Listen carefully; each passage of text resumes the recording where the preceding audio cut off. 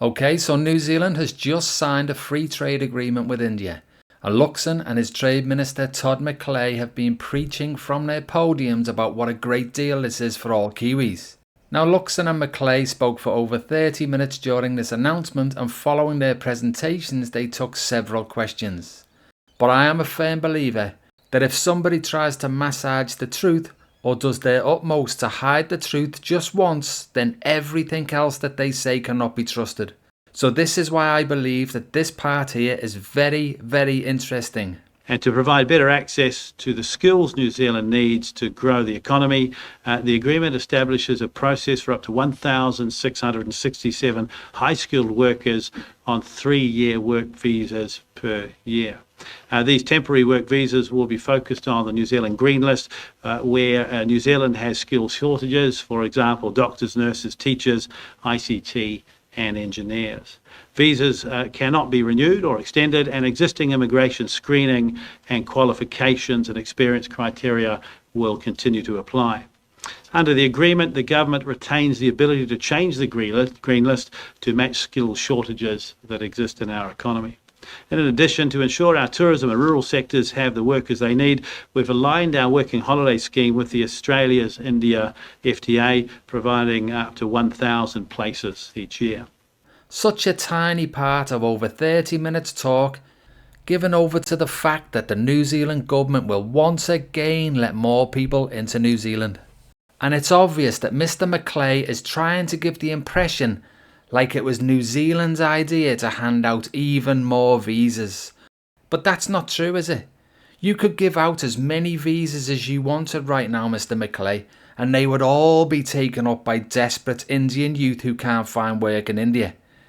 It's common knowledge that when India does trade deals, they always try and get the other country to open their borders just a little bit wider to people from India.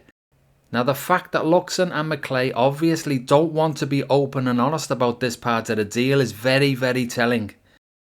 Obviously, the Indian side have said that they will only do a deal if New Zealand lets in more people from India. Now, if you are not aware, India is having a crisis right now with youth unemployment. And look just how bad it is. Recent data from CMIE, or the Centre for Monitoring Indian Economy, which is like an Indian version of Stats New Zealand, shows a much higher state of joblessness. As many as 44.5% of Indians aged in the 20 to 24 bracket are unemployed, despite many of them holding graduate or even postgraduate degrees. According to the India Skills Report 2025, only 54.8% of Indian graduates are considered employable. No wonder Indian media is saying what a great deal this is for India. And look at this headline. They are not hiding what their priority is. Free trade agreement. 1,667 skilled Indian professionals to gain access to New Zealand annually. A key feature of the pact is the creation of a new temporary employment entry visa pathway for Indian professionals in skilled occupations.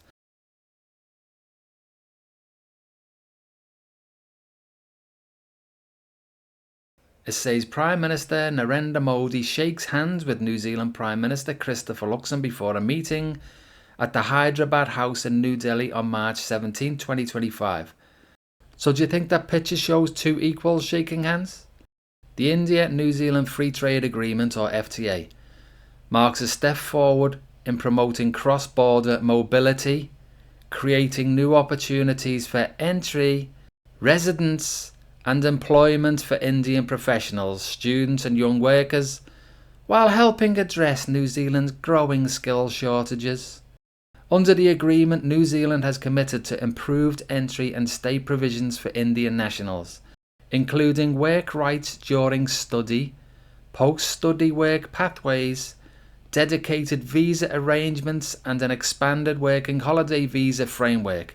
These measures aim to strengthen people-to-people ties and broaden global exposure for Indian youth. A key feature of the pact is the creation of the new temporary employment entry visa pathway for Indian professionals in skilled occupations. The pathway allows for up to 5,000 visas at any given time, with each visa permitting a stay of up to 3 years. The scheme covers a wide range of Indian professions such as Ayush practitioners, which is a type of Indian traditional medicine that Modi likes, yoga instructors, Indian chefs, and music teachers, alongside high demand sectors including information technology, engineering, healthcare, education, and construction, thereby deepening workforce mobility and services trade between the two countries. New Zealand's Trade and Investment Minister Todd McClay said the agreement would help bridge critical skills gaps in the domestic economy to better provide the skills to grow the New Zealand economy. The agreement establishes a process for up to an average of 1,667 skilled 3-year work visas per year, he said. These visas will be non-renewable and targeted at priority occupations facing shortages, including doctors, nurses, teachers, ICT professionals and engineers. Now Todd doesn't mention anything there about yoga teachers or Indian chefs. Funny that, isn't it? Now according to McClay, eligible sectors will be drawn from New Zealand's skills shortage green list, with all existing immigration screening and qualification requirements remaining unchanged. Or unchanged like the truck driving licences, do you think? The government will also retain the flexibility to update the green list in line with evolving labour market needs. Yeah, we believe you. In addition, the FTA aligns New Zealand's working holiday scheme with provisions under Australia's FTA with India, providing up to 1,000 places annually. Yes, but what's not mentioned there is the population of Australia is over 5 times more than New Zealand. So really, if it was proportional, New Zealand should only be accepting 200. The move is expected to support New Zealand's tourism and rural sectors, which continue to face workforce constraints. The mobility provisions assume added significance against the backdrop of New Zealand's demographic challenges. Oh, do you mean like because all the Kiwis are leaving because there's no jobs for Kiwis in New Zealand? Now, some reports have projected that by 2045 the country could face a shortfall of at least 250,000 workers, raising concerns over the sustainability of pensions and healthcare systems. The FTA positions India as a potential long-term supplier of skilled and semi-skilled talent to meet these needs. Beyond labour mobility, the agreement is seen as beneficial for Indian companies seeking a foothold not only in New Zealand, but also across the Pacific Island countries, where New Zealand plays a strategic economic role. It also opens the door to future discussions on the possible recognition of Indian traditional medicine systems such as Ayush. So obviously, this deal is a big win for India, and a big loss for young Kiwis and Pacific Islanders who used to come to New Zealand to do the seasonal jobs. Now it looks like it's been agreed that people from India are going to fill these roles. Now I don't know about you, but I believe that no government should be making a deal with any country that demands that you lose control of your borders. Because if you have to let in a certain number of people to keep a deal going, then that is exactly what's happening here. I mean, just look at the numbers who are currently coming into New Zealand. In the year to October, there were 17,600 people from India moving to New Zealand, which is more than any other country. Whinging Poms like me represented 4,600 for comparison. And there's more of us actually leaving now than are arriving. So this trade deal demands that New Zealand accepts more and more people. Now I know that the majority of people from India are great people, but that's not the issue here. The problem is that this deal is effectively selling New Zealand's sovereignty. New Zealand no longer has full control of its borders because it is being strong-armed to allow more people in, or the big player will take their ball away and play elsewhere. So this is the point where Luxon is about to sell New Zealand's soul just for trade. Now it's obvious that Luxon had previously made a promise to get a deal done, and he has decided to rush this deal through and take any deal he could get his hands on just so he can say he got a deal. But this deal is not good enough. India will get 100% free trade with New Zealand, but New Zealand does not get 100% free trade with India. Core New Zealand dairy products like butter and cheese are off the list. So is it any wonder that India's media decided to use that photo for such a one-sided deal? Poor New Zealand is being sold out. A once proud nation whose leader is now submissively selling the country's soul for profit. I never thought I'd see the day. And if Labour decides to agree to this deal, then I am sorry, but they are also going to be throwing young Kiwis under the bus.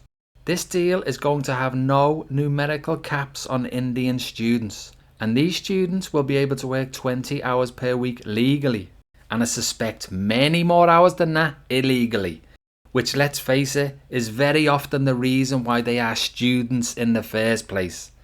But I suppose there's going to be one big winner, which is going to be landlords again with all these new people coming in. It's funny, isn't it, how Luxon always tries to look after the landlords. However, it's clear as day that this deal is going to put more pressure on young Kiwis who are having a hard enough time finding work as it is. This deal will increase the already high New Zealand youth unemployment levels in order to decrease the already high Indian youth unemployment levels. And it's a New Zealand leader who is promoting this. What an amazing deal. Luxon at this point should resign. It's all over. And this trade deal has to become a major election issue. Up to now, New Zealand First are the only party to be openly against this deal. So up to now, New Zealand First is the only party who has the interest of Kiwis at heart. Now let's see who else is going to show loyalty like this to New Zealand. So yes guys, what a complete shambles this deal is. Let's just hope some other politicians come to the senses. So thanks for watching guys. Please like and subscribe, and I'll see you all on the next one. Cheers.